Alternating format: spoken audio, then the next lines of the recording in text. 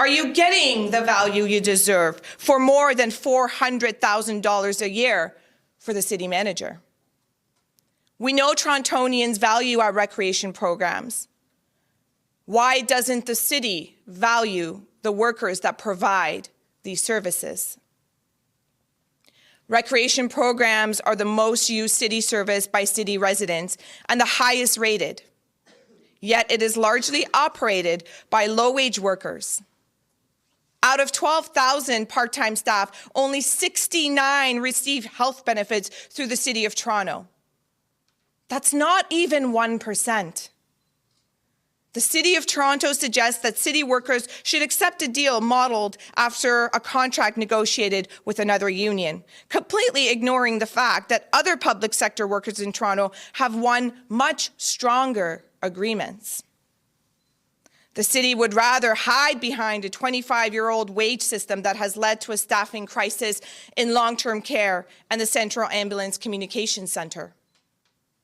Vacancies across the city have ballooned by 65% since the pandemic, with roughly 1,400 positions unfilled. The staffing crisis in long-term care is at a level never seen before. Currently, there are over 500 vacancies, a 700% increase from pre-pandemic levels. Turnover rate for call takers and dispatchers who send out our ambulances more than tripled over the last 5 years. Resignations accounted for 47% of the call takers and dispatchers' departures for the same time period. When the city defends its 25-year-old system of low wages, it also turns a blind eye to these crises. We believe residents deserve solutions.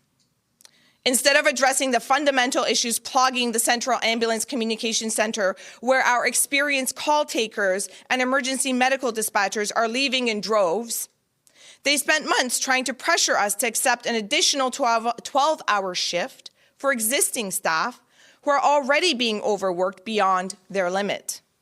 The city has frankly not been serious. The city would rather focus on threatening our members with loss of wages and benefits if they strike, something we already know, because the employer hopes fear will push workers into accepting a bad deal. Let me be clear. We will not be bullied. Toronto residents support fair wages for workers who provide essential services that they rely on every day. Public opinion polling confirms it. 75% of Torontonians believe the city should address staffing shortages by offering competitive wages. And they know the truth. Minimum wage jobs should not exist in public service. Certainly not for the largest municipality in the country. Mayor Olivia Chow and City Council have a choice. They can negotiate a fair deal that invests in the services Torontonians rely on, or they can continue playing hardball with a workforce that overwhelmingly voted to stand up for themselves. We are prepared to fight for what we deserve. We hope the city does the right thing and meets us with a fair deal.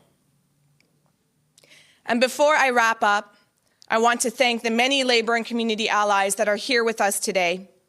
ATU 113 representing TTC workers, CUPE Local 4400, Toronto's education workers, CUPE W Metro Toronto postal workers, CUPE 1600 Toronto Zoo workers, CUPE 2998 representing workers at the Association of Community Centres, CUPE Toronto District Council. Thank you for joining us.